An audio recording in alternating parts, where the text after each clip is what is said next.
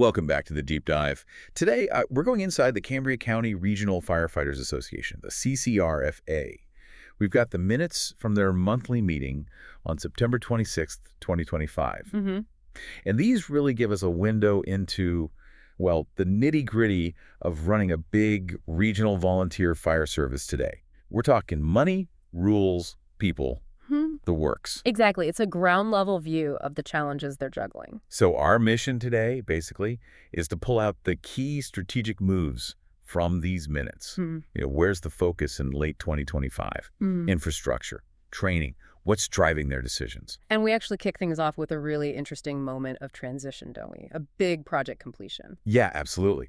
Right at the start, President Petrisco announces the Tower Planning Committee is done, finished, disbanded. Because the new training tower is up and running, which, I mean, that's a huge milestone for any organization like this. It really is. It shows they can see a major project through, plan it, build it, use it, and then, bam, committee wrapped up. But they don't pause, which is key. Right. No momentum lost. They immediately appoint a new committee, the Building Committee. Yeah, chaired by Tony Sestrich, and the members listed are Steve Ribosky, Paul Kundrud, Frank Hrebar, Rick Berg, Ed Link, and Matt Barksack. So what does that immediate pivot tell you? From tower planning to just building committee. It tells me they're thinking about the long game. You build this big, expensive thing, the tower, what's next? You got to maintain it, secure it, maybe plan future developments around it. This new committee isn't about building more right away, probably. It's about managing the asset they just acquired, protecting the investment. Okay, that makes sense. Shift from acquisition to sort of stewardship and future planning for the site itself. Precisely. But, none of this happens without funding. And these minutes highlight a pretty significant financial win. Oh, yeah. Under communications, they report getting word from the Office of State Fire Commissioner. A grant award. And not a small one. No, we're talking $100,000 from the Emergency Service Training Center Capital Grant Program. $100,000. That's substantial. It's a huge boost. And critically, the minutes specify exactly what it's for. Which is? The new training classroom building on the site. Okay, interesting distinction. The tower's done. Now funding for a classroom. Why is that sequence important? Well, think about it. The tower is hands-on, right? Physical skills practice. But modern firefighting requires more. You need the book learning, the theory, the standardized knowledge for certifications. The classroom supports the tower. Ah, so you build the place to do the skills, then you build the place to learn the underpinning knowledge and get certified. Exactly. It elevates the whole operation from just a practice facility to more like a comprehensive training center. Maximizes the value of that tower investment. Gotcha. So infrastructure, clearly a priority. Yeah. But they're also looking at the people, right? There was a speaker mentioned. Yes, Lisa Vyhovich from Forgewell Mobile Screening. She presented on cardiovascular screening services. Directly to the membership at the meeting. What's the significance there? It's incredibly significant. It shows a direct, practical focus on firefighter health and wellness. Heart attacks are still a leading line of duty death cause. Bringing mobile screening to them, making it easy, it removes barriers. It says, we care about keeping you healthy enough to do this dangerous job. It's operationalizing wellness. That's a good way to put it, operationalizing wellness. And, before we get deeper into the bigger challenges, maybe we should just touch on the human elements that kind of ground this whole meeting. Yeah, the minutes note the formalities.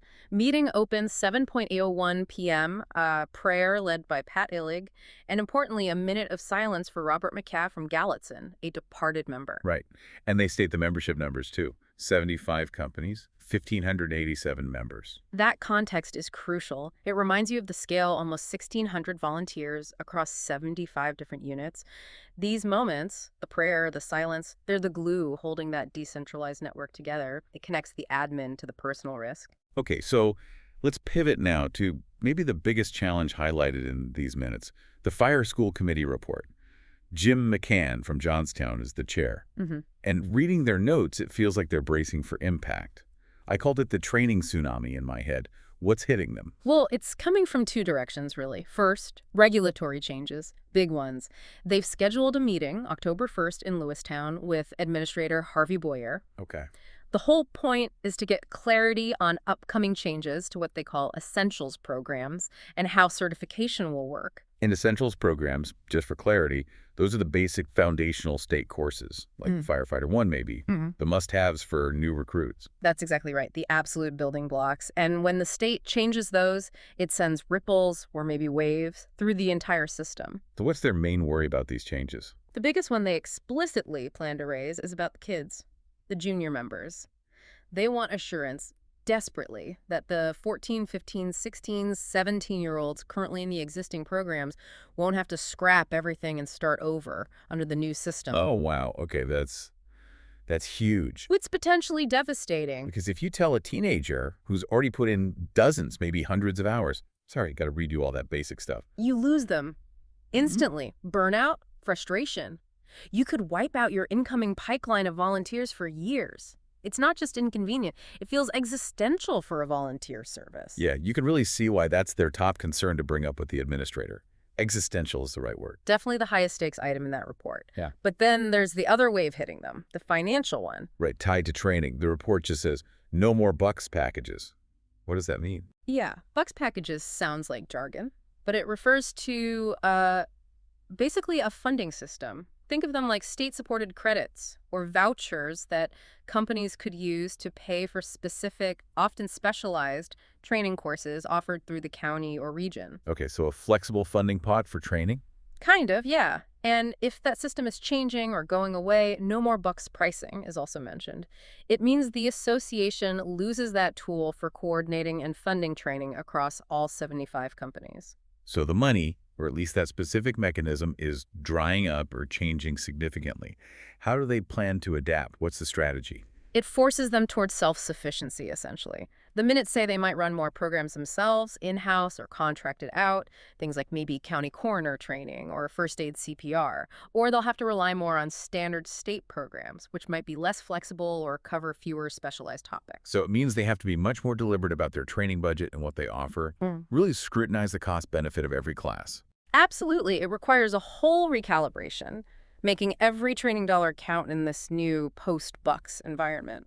And yet, even with all this uncertainty swirling around regulations and funding, they're still planning ahead. They locked in dates for next year's fire school. That's right. A sign of resilience, maybe. They set the weekends, April 10th, 12th, 17th, 19th, and 25th, 26th. Planning continues even when the ground is shifting. Okay, so they're tackling the training delivery issues. Yeah. What about getting people into that training? The recruitment and retention side. Also in the minutes, the website committee report, Liana Weir is the chair there, highlights a specific event. Yeah. The Office of the State Fire Commissioner, OSFC, is actually coming to them, or, well, near them. They're hosting a recruitment and retention meet and greet. Okay. Direct engagement with the state folks. Exactly. It's set for Wednesday, October 29th, 7:00 p.m. over at Adams Township Fire Department, #2 St. Michael Fire Dept. And the goal. Get departments there, get them talking, sharing feedback directly with OSFC about the real pain points. And the agenda items listed are pretty much what you'd expect, right? Training issues, incentives, junior firefighters, health and wellness. All the key themes. But there's one more interesting item listed.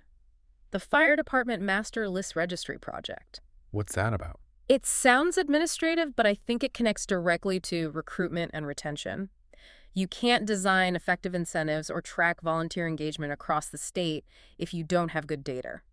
A master list or registry suggests a push for better standardized information. Who are the volunteers? What are their certs? Where are the gaps? It's about using data to actually manage the volunteer force better. So better data for better strategy.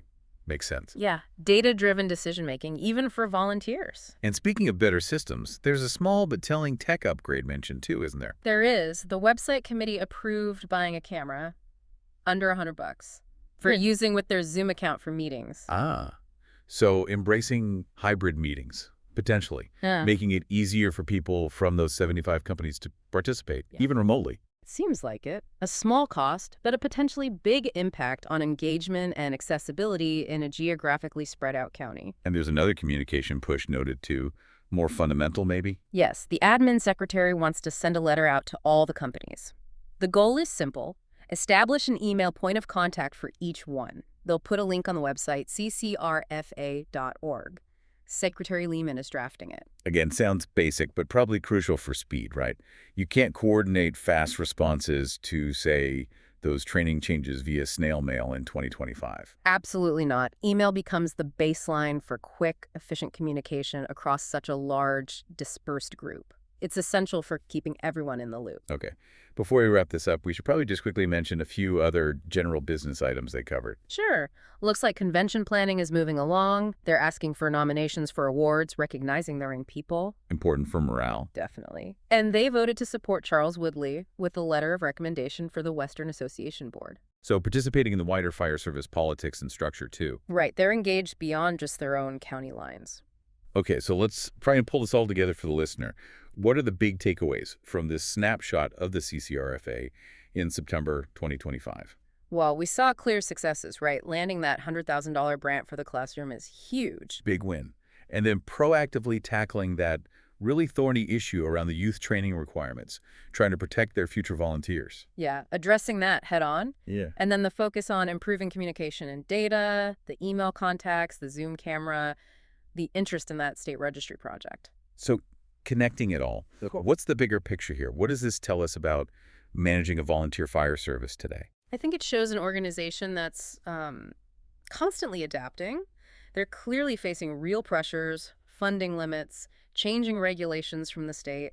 But they're not just reacting. They're being strategic. They're balancing the need for physical stuff, like buildings, with the absolute necessity of supporting and retaining their people, especially the young ones.